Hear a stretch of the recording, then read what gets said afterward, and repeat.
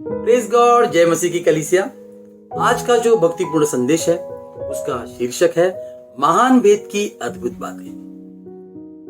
पहला तीमुथियुस की पत्री अध्याय 3 वचन 16। इसमें संदेह नहीं कि भक्ति का भेद गंभीर है, अर्थात वो जो शरीर में प्रकट हुआ। इस वचन में गंभीर भेद का मतलब कोई रहस्यमय बात नहीं है, बल्कि गंभीर भेद जो है वो एक महान भेद है। क्योंकि जब हम बाइबल में परमेश्वर का स्वरूप, उसका स्वभाव, उसके चरित्र, उसके गुण और उसके कार्यों को देखते हैं, तो ऐसे महान परमेश्वर का मनुष्य के शरीर में प्रकट होना बहुत ही अद्भुत लगता है। कैसे एक परमेश्वर अपने आप को इतना दीन कर सकता है? कैसे वो हम जैसे पापियों के लिए अपने आप को इतने निचले स्तर पर ला सकता है?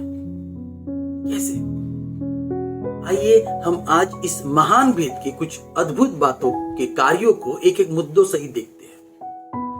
पहली बात, कुलुस्सियों की पत्री पहला अध्याय वचन 16। इसमें हमें प्रभु यीशु मसीह के शरीर में प्रकट होने के पहले के कार्य के वर्णन मिलता है। और उसमें हमें पता चलता है कि सारी सृष्टि, स्वर्ग हो या पृथ्वी हो, देखी हो या अनदेखी चीजें हो, सिंहासन, प्रभुताएं, प्रधानताएं, अधिकार, ये सारी वस्तुएं प्रभु यीशु मसीह के द्वारा और प्रभु यीशु मसीह के लिए बनाई है। और ऐसे महान परमेश्वर, ऐसे शक्तिशाली परमेश्वर जो स्वर्ग और धरती में समा नहीं सकते, उन्होंने इस संसार में आकर अपने आप को एक मनुष्य शरीर में सिकुड़ लिया। ये है अद्भुत बात। दूसरा, भजन संहिता अध्याय 90 वचन 1 से 4 में हमें बताता है कि हमारा परमेश्वर जो है वो अनंत परमेश्वर है। मतलब वो समय के अधीन नहीं है, मगर हाँ, ये संसार समय के अधीन है। फिर भी उन्होंने इस संसार में जन्म लिया जो संसार समय के अधीन है। ये है अद्भुत बात, ये है दीनता का कार्य। तीसरा, इमिरिया की पत्री, इमिरिया का पुस्तक 23 अध्याय और वचन 23 और 24, और भजन संहिता 139 7 से 12, ये वचन स्पष्ट रूप से हमको बताते हैं कि हमारा परमेश्वर जो है वो सर्वव्यापी परमेश्वर है, जो एक वक्त में हर जगह उपस्थित है। मगर जब वो शरीर में प्रकट हुआ तो परमेश्वर ने अपने आप को एक वक्त में एक स्थान में सीमित किया। ये है अद्भुत बात। आगे कुलुस्सियों की पत्री पहला अध्याय 16 वचन के अनुसार प्रभु यीशु मसीह जो है वो सृष्टि करता है, जो ब्रह्मांड के रचयिता है। मगर जब हम ब्रह्मांड की तुलना में पृथ्वी को देखते हैं तो ये पृथ्वी एक धूल कण के बराबर है। मगर तो भी ऐसे ब्रह्मांड का रचने वाला इस पृथ्वी पर आया। हमारा राजा स्वर्ग महल से निकलकर गौशाला के चरणी में आया। ये है अद्भुत बात, ये है दीन बात। पहला यूहन्ना 3 अध्याय वचन 20 के अनुसार हमारा परमेश्वर जो है वो सर्वज्ञानी परमेश्वर है, जिसे सब पता है। मगर हम बाइबल में देखते हैं कि यही परमेश्वर जब मनुष्य देह में आया तो वे एक बालक के रूप में बुद्धि और ज्ञान में बढ़ते गए, जबकि वो खुद बुद्धि और ज्ञान के स्वामी है। ये है अद्भुत बात, ये है त्याग।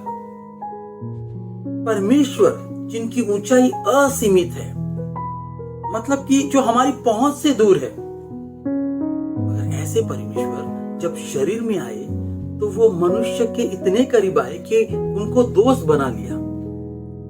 और आगे जब हम क्रूस के कार्य को देखते हैं और पुनरुत्थान के कार्य को देखते हैं तो इसका परिणाम ये हुआ कि हमारा परमेश्वर के साथ सदा सदा के लिए मेल मिलाप हो गया।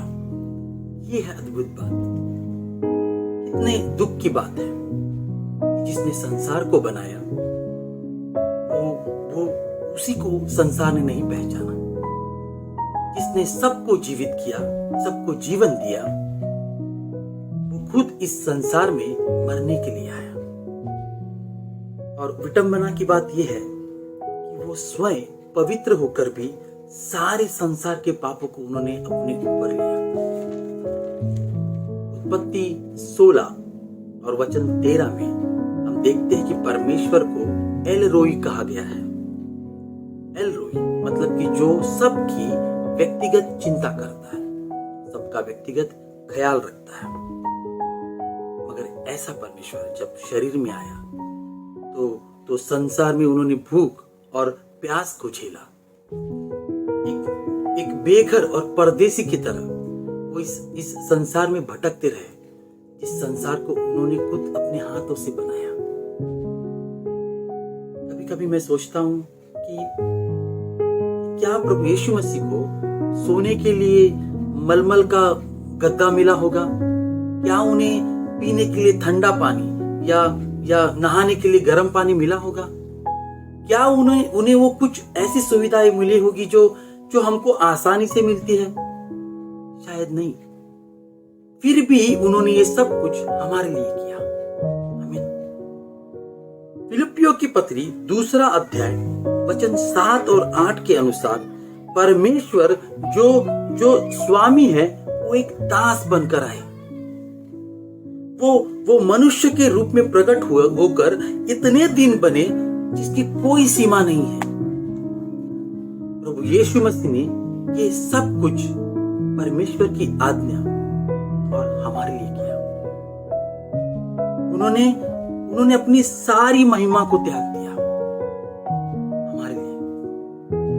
आइए हम सब मिलकर प्रार्थना में ऐसे महान और दयालु परमेश्वर का धन्यवाद करें और उनकी स्तुति और प्रशंसा करें, क्योंकि सारा आदर सारी महिमा सिर्फ उन्हीं की है। प्रभु यीशु मसीह के नाम से मांगते हैं, आमीन।